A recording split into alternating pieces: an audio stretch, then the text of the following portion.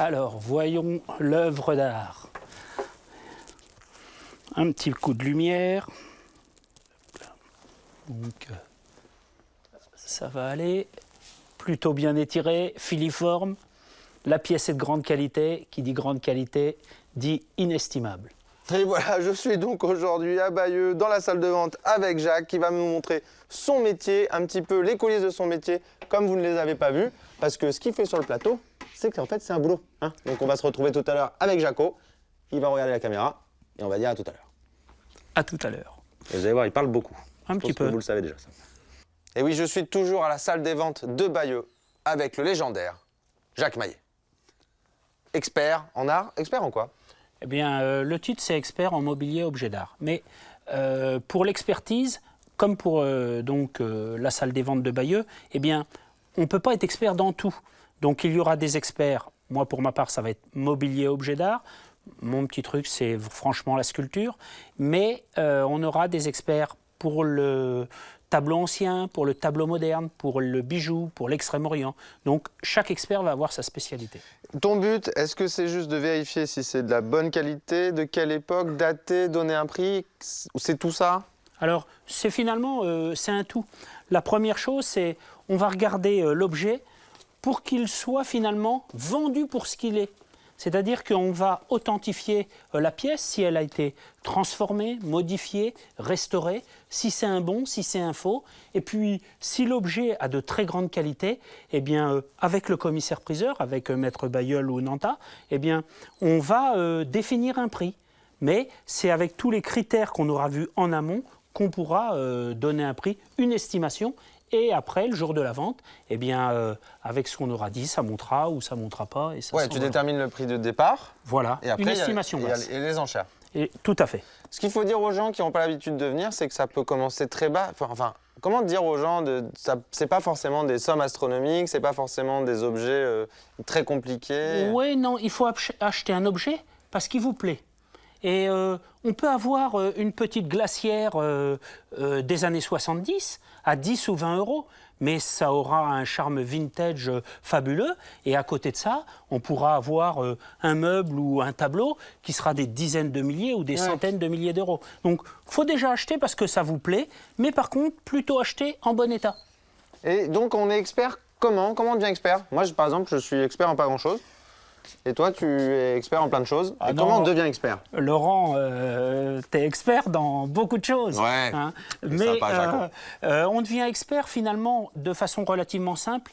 Pour ma part, eh bien, l'expertise, c'est par contre un côté professionnel. Donc il faut être né dedans, ou pas forcément né dedans, mais avoir à peu près 10 ans d'expérience. Moi, pour ma part, j'ai la chance, mon grand-père a commencé en 1922. Donc j'ai tout le temps été dedans. Ah oui, tu as baigné dedans. Donc j'ai un peu baigné dedans. Et tu es brocanteur aussi. Et je suis donc brocanteur. Et ce qu'il faut dire, eh bien, c'est qu'il va falloir, pour être expert, rentrer dans une chambre d'experts, mais faire une thèse dans une spécialité où on va être bon. Et puis, après, de fil en aiguille, moi, j'ai fait une école à Paris, j'ai refait après un diplôme universitaire. Et puis, je me suis de plus en plus passionné. Et derrière, eh bien, on arrive à avoir un titre d'expert. Oui, casse pas tout, Jacques. Et alors, merci, Jacques, pour toutes ces explications. Et là, je l'ai dans la main, cette glacière des années 60-70, qui ne coûte pas grand-chose. Voilà. Donc on va se retrouver après. Ce Jacques a encore plein de choses à dire, comme on a pu le remarquer. Parle beaucoup, Jacques. Un peu. Un peu, hein? Un peu. La passion, c'est toujours ça allait vite, hein? très prenant. Ouais, j'ai vu ça, ouais. Un regard bleu perçant, petit de taille mais grand de cœur, je suis toujours avec Jacques Maillet, expert de 9h50 le matin. Et ici, on est dans la salle de Bayeux. Alors, on est devant un meuble, imaginons, je suis commissaire-priseur, un meuble qu'on vient de recevoir. Vous venez de recevoir aujourd'hui? Tout à fait, il vient d'arriver. Il vient d'arriver, donc moi je suis commissaire-priseur, il est déchargé et j'ai besoin d'un avis. Alors, donc je fais appel à Jacques. Le commissaire-priseur, donc Maître Bailleul, eh bien, il a déjà son idée, il sait ce que c'est, mais après, il veut un avis complémentaire. Donc déjà, si on regarde le meuble, il tombe bien. Quand je te dis il tombe bien, c'est qu'il y a un bon équilibre, il est de qualité, on voit que c'est du bois de rose et du palissandre, on voit qu'il y a une forme qui est légèrement décrochée, qui est donc à ressaut, et avec des pans coupés. Donc déjà, on peut dater le meuble. On sait que c'est d'époque Napoléon III. Et puis après, on va regarder et rentrer dans le détail. Et si on regarde et qu'on rentre dans le détail, eh bien, il y a un élément qui est tout à fait surprenant, qui est ici la signature. C'est marqué Tahan, fabricant à Paris. Il faut savoir que Tahan, c'est un des plus grands ébénistes de l'époque Napoléon III, comme Alphonse Giroux, comme Groé ou comme Diel. Mais Tahan avait une particularité, c'est qu'il était tabletier. Il ne faisait que des petits objets rares. Donc là, c'est une production qui est tout à fait surprenante. On voit aussi dans le détail ici que on a un liseré de fleurs et il est peint. Si on touche derrière, eh bien, ce n'est pas une vignette. L'ensemble a été peint et tout est d'origine. Alors, on a des panneaux qui sont fendus.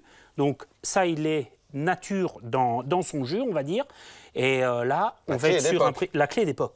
On va être sur un prix qui va être quand même relativement important. Si ce n'était pas Tahan, ça serait la moitié du prix. Là, on va faire une estimation raisonnable entre 1200 et 1500 €.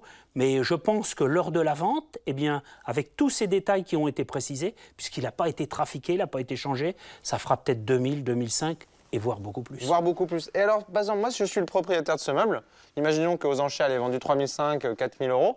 Combien je touche? Alors, c'est simple. Le prix touché sera le prix adjugé, sauf les frais de vente. Les frais de vente ici pour la salle des ventes de Bayeux sera donc entre 15 et 18%.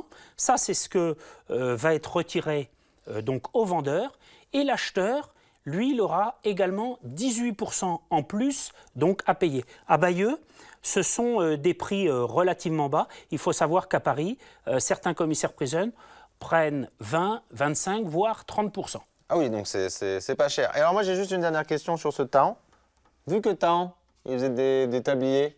Il était tabletier. Il était tabletier. Et là, c'est un grand meuble, ça vaut pas plus. C'était des objets de vitrine. Ça vaut pas plus que ça. Eh bien, c'était finalement la vitrine pour présenter les objets qu'on pouvait acheter chez Tahan. Et ça vaut pas plus que ça?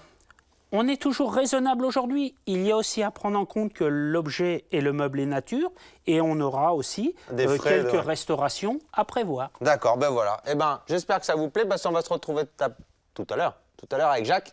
Et Jacques parle? Un petit peu. Beaucoup. Jacques parle beaucoup, donc on essaye de faire court, mais on n'y arrive pas. Désolé, le plateau. Donc on se retrouve tout à l'heure, vous le connaissez, Jacques, hein? Toujours des trucs à dire. Hein? Quand on aime, on ne compte pas. Voilà, il continue. Continue, ça n'arrête pas.